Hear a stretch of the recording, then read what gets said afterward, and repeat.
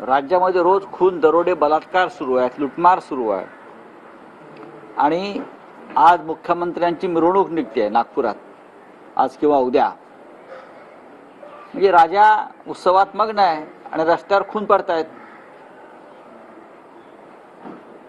गृहमंत्री नाही, आरोग्यमंत्री नाही, शिक्षण मंत्री नाही,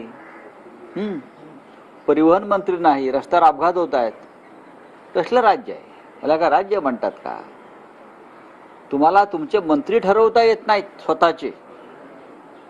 भाजपला दिल्लीत जावं लागतंय. एकनाथ शिंदेना त्यांच्याच लोकांमध्ये ताळमेळ नाही. अजित पवार स्वतः गडबडलेले आहेत. मला या राज्याची चिंता वाटते.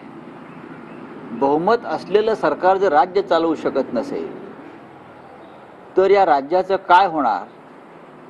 आणि हळूहळू म्हणतोय मी, एक एक एक एक प्रकरण समोर येत जाईल. तुम्ही कोणालाही मंत्री करा, कोणाला मंत्री करायचा आहे किंवा कोणाला वगळणार आहे त्यांचा प्रश्न आहे. तुम्ही कोणालाही मंत्री करा, 3 पक्षाचेच लोक एकमेकाच्या विरुद्ध फायली आणून देणार आहेत आणि तशा फायली यायला सुरुवात झालेली आहे. त्याच्यामुळे या 3 तंगड्या एकमेकात अडकून महाराष्ट्राचं नुकसान होणार आहे.